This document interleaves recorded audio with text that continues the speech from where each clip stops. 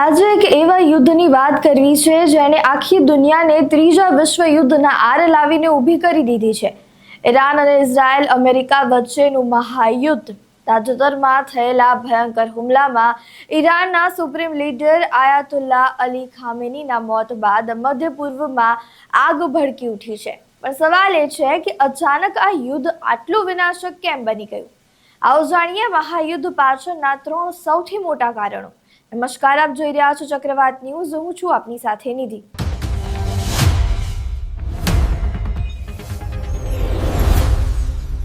સૌથી પહેલું અને મોટું કારણ છે ઈરાનનો પરમાણુ કાર્યક્રમ। ઇઝરાયલ અને અમેરિકાને પાકી બાતમી હતી કે ઈરાન પરમાણુ બોમ્બ બનાવવાની એકદમ નજીક પહોંચી ગયું છે। ઇઝરાયલ માટે આ તેમના અસ્તિત્વનો સવાલ હતો।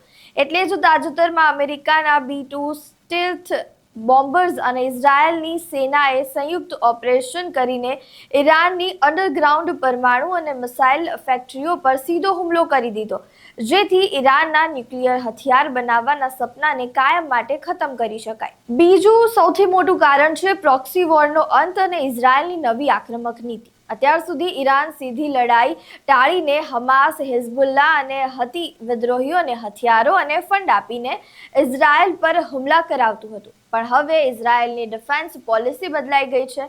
દુશ્મન હુમલો કરે તેની રાહ જોવાને બદલે ઇઝરાયલે સામે ચાલીને પ્રીએમ્પ્ટિવ સ્ટ્રાઇક કરવાનું શરૂ કરી દીધું છે।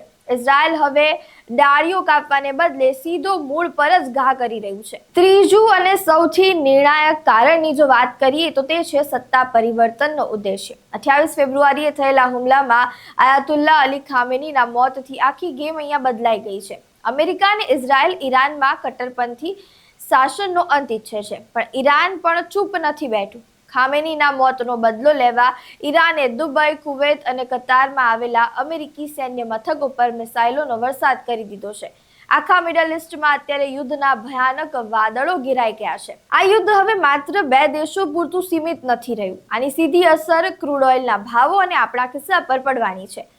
શું આ સંઘર્ષ ખરેખર ત્રીજા વિશ્વ યુદ્ધમાં ફેરવાઈ જશે? તમને શું લાગી રહ્યું છે તે અમને કમેન્ટ બોક્સમાં જરૂરથી જણાવજો। જો આ વિડીયો પસંદ આવ્યો હોય તો લાઈક કરો, તમારા મિત્રો સાથે શેર કરી અમારી ચેનલને સબસ્ક્રાઇબ કરો। નમસ્કાર।